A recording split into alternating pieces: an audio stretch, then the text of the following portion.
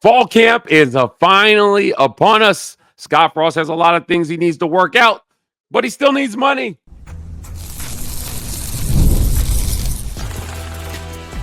You are Locked On UCF, your daily podcast on the UCF Knights, part of the Locked On Podcast Network, your team every day. Welcome on in to Locked On UCF, your daily UCF podcast. I'm your host, Mike G, and thank you so much for making us your first listen of every single day. Turn us up, turn us on, we'll turn it out. I'm here with my good friend, James Duncan, the UCF sports commentator. James, I want to thank you for joining me today on today's show. We're going to talk about raising money for the program. What are realistic expectations around that? And then we're going to get into the QB race. Let's start with raising money, my friend. You have a unique understanding of NIL as it pertains to UCF. And quite honestly, a lot of things have happened, James. They nuked the kingdom. They made it all the competitive success fund.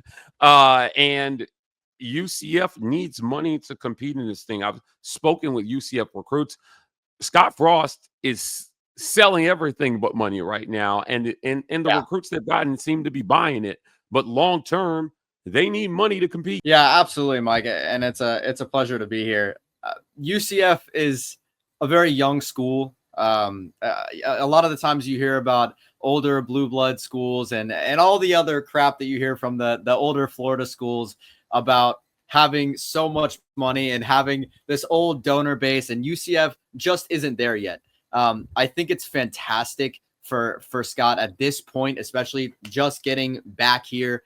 He's not selling these kids on money because he doesn't know how much there is going to be, especially with all the laws changing all the time. Scott selling these kids on true coaching and the ability to potentially play in the NFL and being a family and having a good connected football team. I think it's a great way to sell on your recruits. I think it's a great way to sell on your transfers. But at the end of the day, raising money is going to be important. Like you said, long term, the effects of us not being able to say, hey man, we can do all these other things for you, but here's $1 million as well would be fantastic if we could offer that. But like I said, a lot of those things come with time, and UCF being 50 years younger than any other school in the Power Five.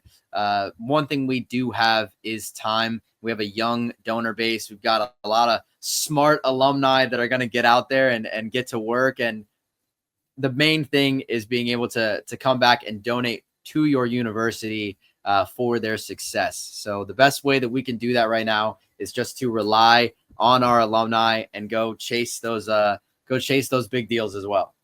You know, James, when you look around college football, some of the guys at the top, you know, they've got old money in their fan base, and UCF has a very young alumni base. You know, is it a worry that maybe there's not as much old money in that bucket than just young people who are doing well in industries like tech and things more suited to today's young graduates?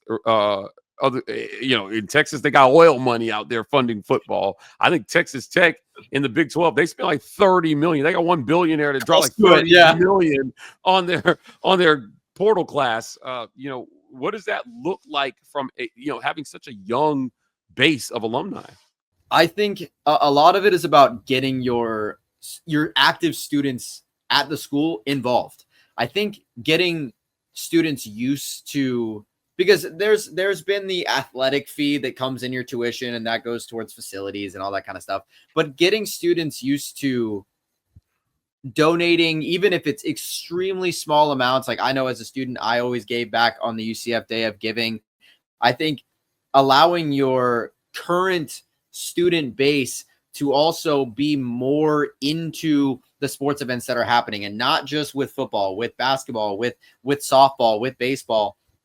You'd be really surprised at how empty some of those student sections can get at those games. And even football. I mean, football, over the couple years that I've been a student here, I've never missed a home game, but I can confidently tell you that many of my friends who also love football have.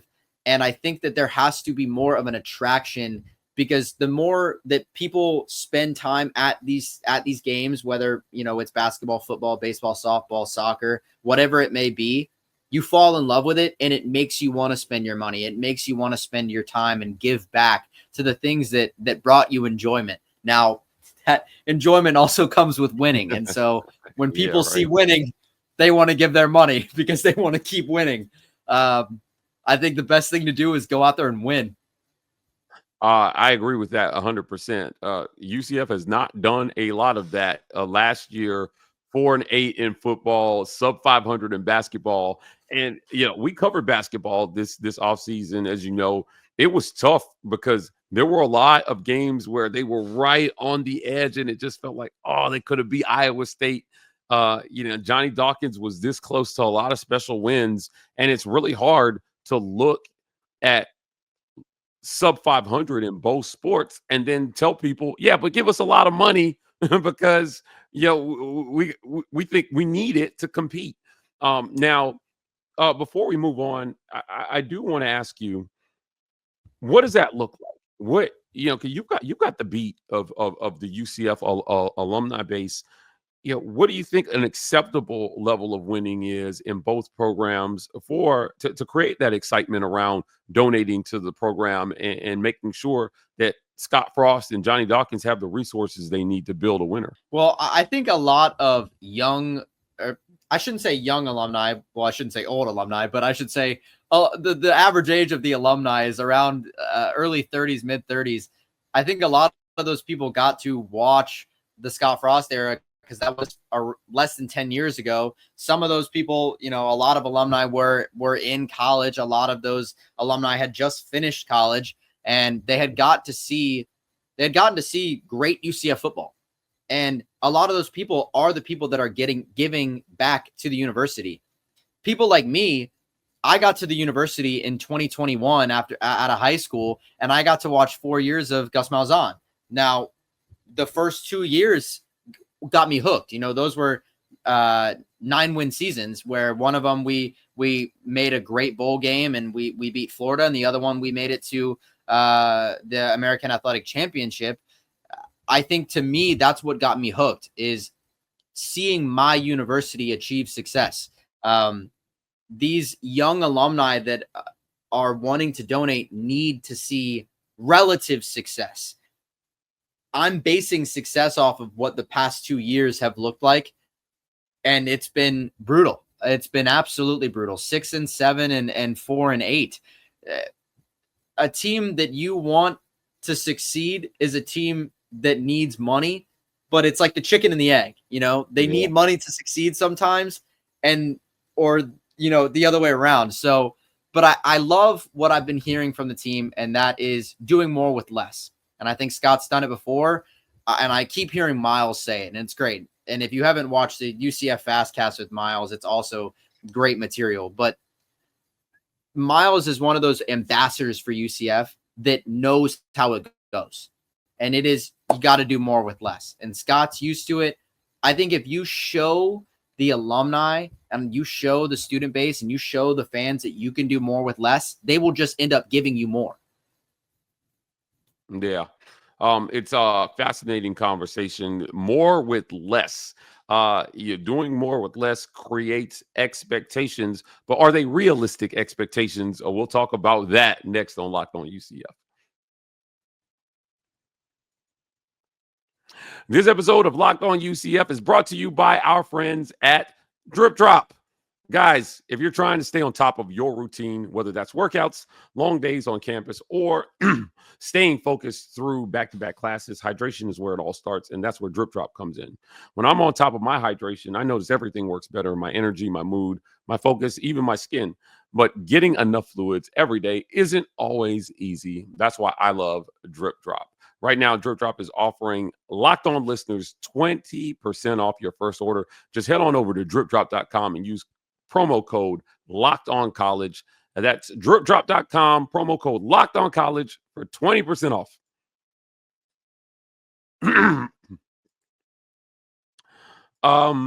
Realistic expectations. As I mentioned at the top of the show, this was a 4-8 football team last year. I have screamed until I am blue in the face that they had better talent than the 4-8 record they produced last year. I've talked to a lot of people who cover Big 12, and they've said, look, man, I think this is a 5-win football team. They think they're 1 win better than last year's record. I can't co-sign that. I think that good coaching should be good for at least +2 wins. And 6-6 and a bowl game would be a good realistic expectation. But would that be enough to maybe get the dollars flowing? What's a realistic expectation in terms of where this team can finish and should finish, and what gets people excited to give their money to the competitive success fund so they can be competitive? Yeah, I think you're not far off. I think the bowl streak was so long. The bowl streak was something that we as UCF fans held on to very tight. Was making a bowl. You miss a bowl last year, and it seems like the walls are caving in. I think you make a bowl game this year and you win it, and you show that you can do work in the postseason, because we haven't done any work in the postseason since winning the Gasparilla in 2022 or 2021 or 2021, I believe it was 2021.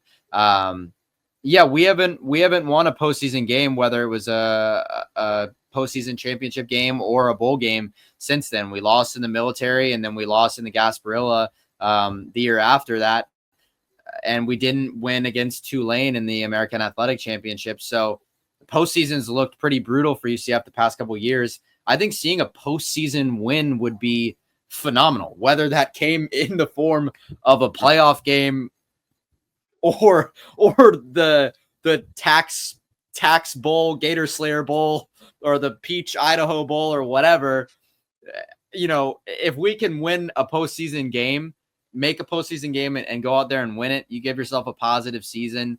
I think you see a lot more dollars rolling in. I think there's a general sense of grace that I feel from the alumni and the general fan base of UCF football, that 12-0 is not expected.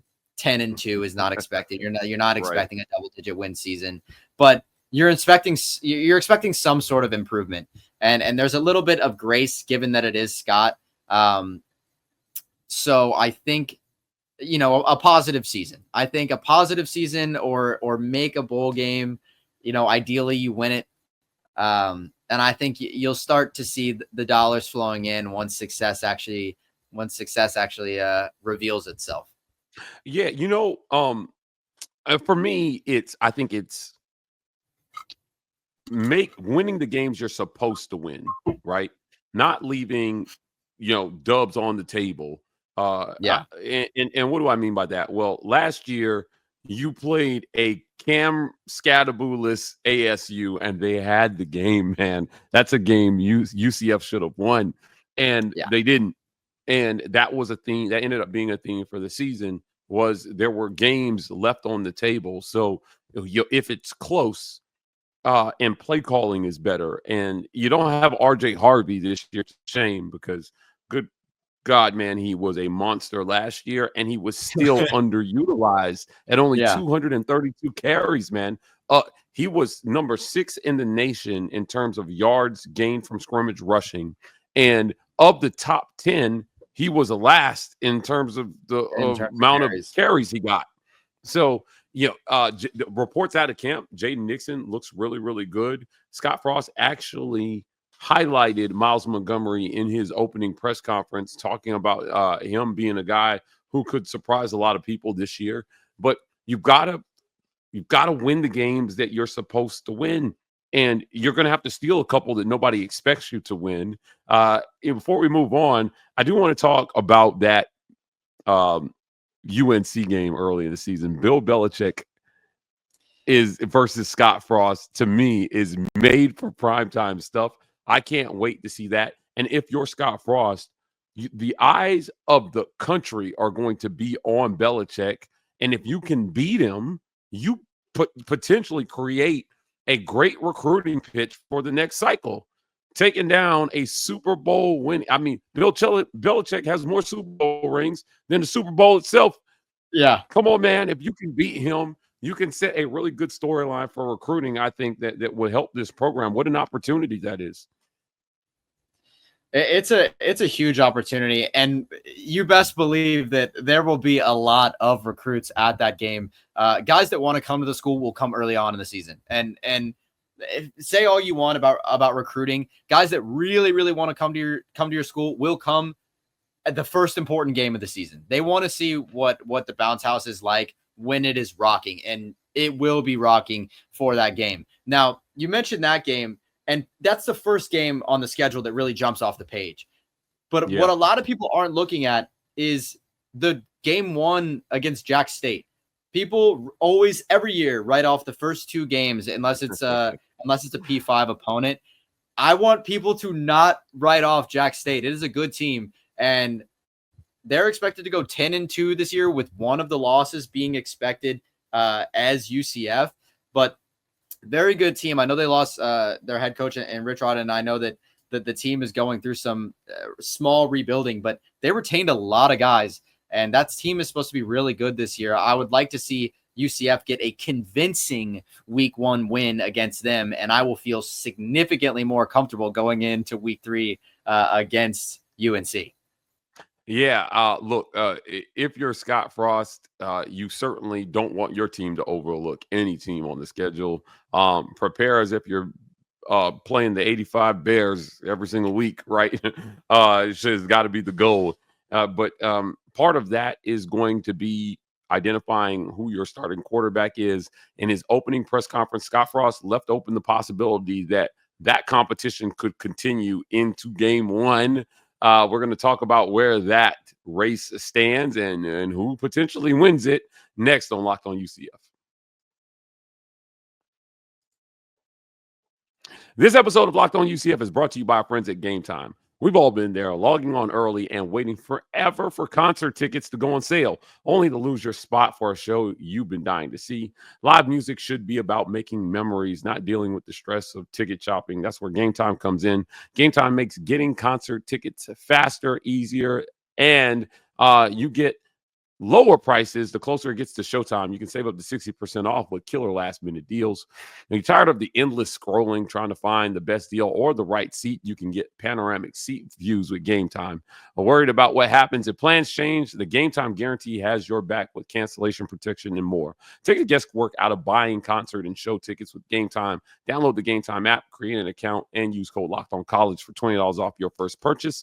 Terms apply. Again, create an account and redeem code LOCKEDONCollege for $20 off. What time is it? Game time. QB, not really QB controversy, but there is a QB race going on. And Scott Frost talked about his QBs at that press conference. I want to play a clip for you about evaluating the QB position, and then we'll talk about where that race stands. Compared to the spring, how do you evaluate the quarterbacks differently to make that decision, to get to that final answer? Who's going to go out there against Jacksonville State? Yeah, I told the 3 quarterbacks we're kind of going to start with a blank slate now. You know, spring was great. I don't think anybody really emerged. But through spring, they were learning. The whole team was learning. They would make a mistake because we hadn't coached it well enough. Somebody around them would make a mistake that would make their job harder.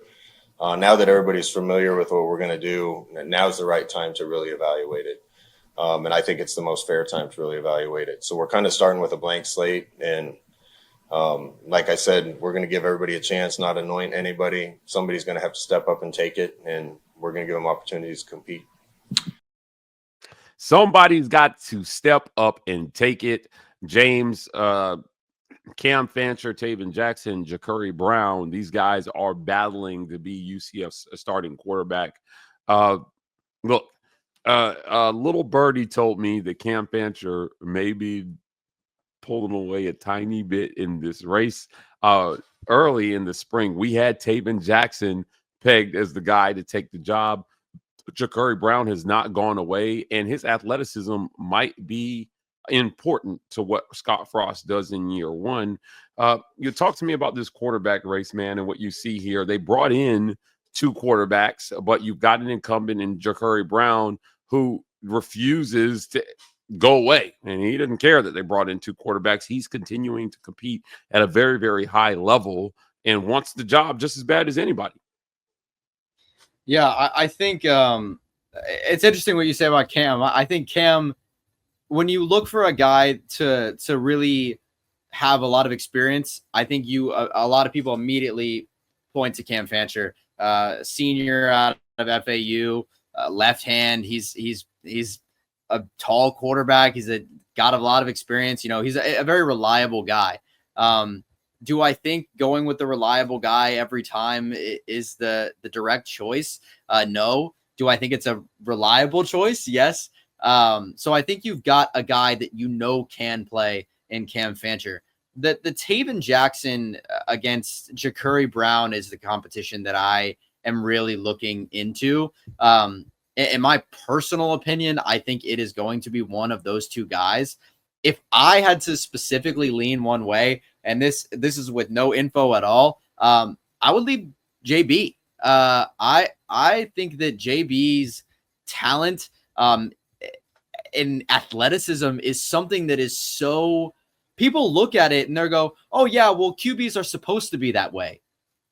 Please go back and watch the Iowa State game if you want to look at a quarterback that absolutely torches everyone with his feet. Now, of course, you want to teach them how to use their arm, but if you look at film, Jacurri's got a cannon. It's just about controlling that cannon and about making sure that you can get your receivers enough separation, because it's not just one guy. It's about what your other 10 guys on the offensive side and the 11 guys on the defensive side are doing. If your receivers can't get any separation, and you see clips on Twitter and people are freaking out and they're saying, oh, okay, well, Jacurri threw a pick in practice. Okay, well, the receiver didn't have tons of separation, or the corner just made a really good play. A lot of people look at clips and they decide who the quarterback is going to be from that one clip. I like Jacurri, man. I think Jacurri's got it. And I think he's been with the team. He knows a lot of the guys on this team. I think there's for sure a battle. And like you said, I wouldn't be surprised if this crept into the season. I wouldn't be surprised if it crept into the first fourth of the season through the first 3 games.